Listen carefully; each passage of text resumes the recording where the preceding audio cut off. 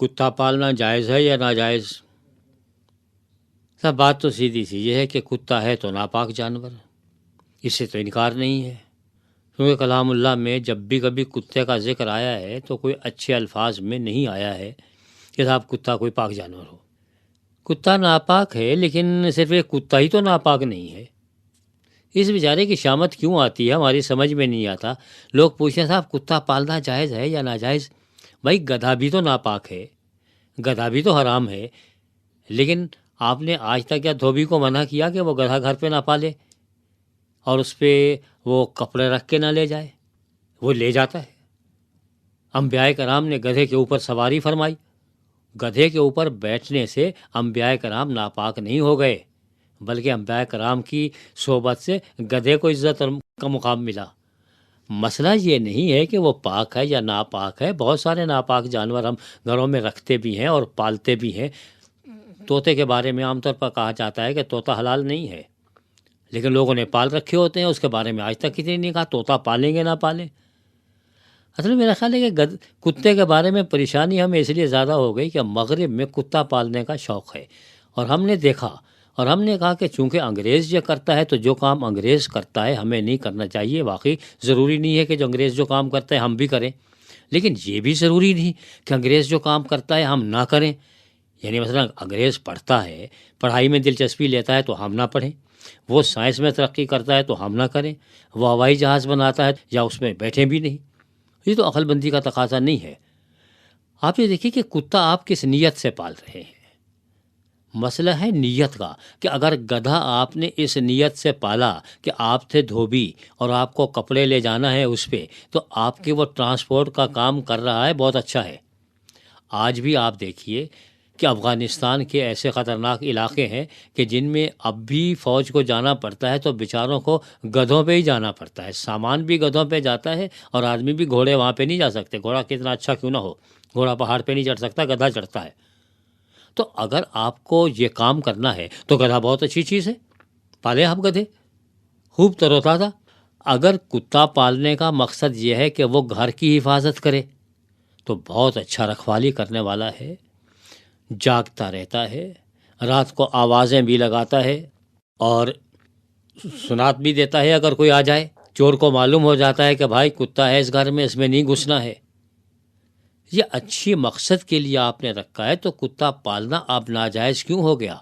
ہاں، اگر آپ نے کتا اس لیے رکھا ہے کہ محلے کے لوگوں کی ٹانگیں کاٹے، آتے جاتے کو نوچ لے، تو بھائی پھر کتا کیا، پھر اگر آپ ایسا کٹخنا مرغا بھی پال لیں گے تب بھی ناجائز ہے، اگرچہ مرغا حلال ہے، لیکن اگر آپ مرغے کو گوشت کھلا کھلا کے ایسا کاٹنے والا بنا دیں کہ گلی میں سے جو بھی گزرے اس کی ٹانگ نوچ لے، تو اب یہ مرغا پالنا بھی ناجائز ہو جائے گا۔ مرغا حلال ہے لیکن اب مرغے کا پالنا ناجائز، کتا حرام ہے، لیکن اگر اچھا کام انجام دے رہا ہے تو بھائی جائز ہے۔ اگر غلط کام کے لیے کتا پال رہے ہیں محلے والوں کو کٹوانے کے لیے تو ناجائز ہے۔ آپ صرف یہ دیکھیں کس نیت سے اور کس مقصد سے آپ کام کر رہے ہیں۔ آپ بیچارے کتے کی جان کو نہ آئے، کتا بڑا وفادار ہے۔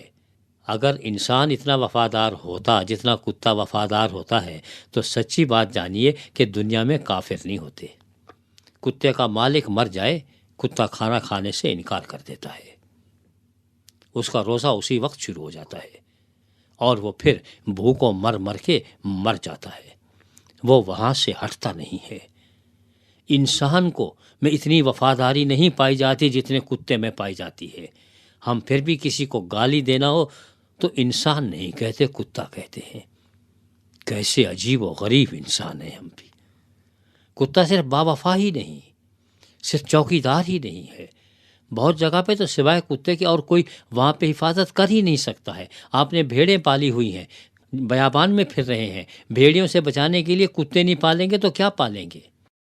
اور آج کے دور میں یہ کہنا کہ کتا پالنا جائز ہے یا ناجائز، آج کے دور میں تو ایئرپورٹ پہ کتے ہوتے ہیں جو سامان سونگھ کے بتاتے ہیں کہ اس کے اندر ہیروئن ہے یا نہیں ہے۔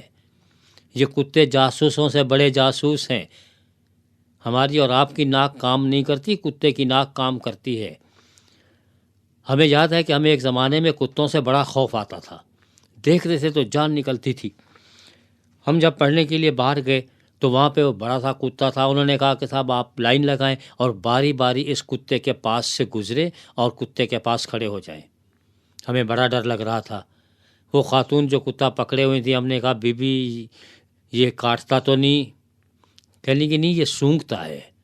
کہا نہیں سونگھتا تو ہے لیکن خدا نہ خواستہ اس نے چکھنا شروع کر دیا تو؟ کہنے کی بات یہ ہے کہ جب تم ڈرتے ہو تو تمہیں آتے ہیں پسینے، انسان کو اپنے پسینے کی بو نہیں آتی ہے، لیکن یہ کتا بو سونگھ کے بتا سکتا ہے کہ یہ مجھ سے ڈر رہا ہے، اور اگر یہ مجھ سے ڈر رہا ہے تو اس کی نیت خراب ہے، تو لہٰذا وہ حملہ کر دیتا ہے۔ کتے کی سونگھنے کی صلاحیت کی وجہ سے آج وہ ہیروئن سونگھ کے بتا دیتا ہے کہ سامان کے اندر ہیروئن ہے یا نہیں ہے، جو میں اور آپ کام نہیں کر سکتے۔ کتا وہ کام کر رہا ہے۔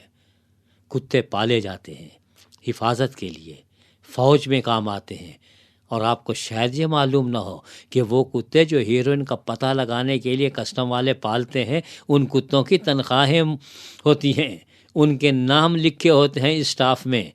آج کتا بڑی مقتدر ہستی ہے، وہ پہلے والا کتا نہیں رہا گلیوں میں مارا مارا پھرنے والا۔ اگر یہ کتے کو خدا نے عزت عطا کی ہے تو آپ اس سے مت چھینیے۔ صرف یہ دیکھنا ہے کہ کتے کو پالنے کا مقصد کیا ہے، یا کسی بھی جانور کو پالنے کا مقصد کیا ہے۔ اب آئیے ہم آپ کی طرف صاحب آپ یہ بتائیے کہ بکری پالنا جائز ہے یا ناجائز؟ جائز۔ طوطا پالنا جائز ناجائز؟ صاحب جائز ہے۔ لیکن اگر آپ نے طوطے کو اس نیت سے پالا ہے کہ آپ اس کی آزادی چھین لیں گے تو اب یہ جائز نہیں ہے۔ آپ کی نیت اور مقصد دونوں سامنے رکھے جائیں گے، پھر اس کی روشنی میں کہا جا سکتا ہے کہ کتا پالنا جائز ہے یا ناجائز ہے۔ ہر حال میں جائز نہیں ہے اور ہر صورت میں ناجائز نہیں ہے۔ زبردستی کتے کے ساتھ تعصبات پیدا مت کیجیے۔ کتے کی شان پہچانیے کہ وہ بڑی کمال کی چیز ہے۔ وفاداری میں ہم نہیں پہنچ سکتے، بہت سارے کام جو وہ انجام دیتا ہے وہ ہمارے بس کے نہیں ہیں، تو اس کی صلاحیت اگر بروئے کار لائی جا سکتی ہیں تو ان سے فائدہ اٹھائیے۔ زبردستی کتے کے تعصب میں مبتلا مت رہیے۔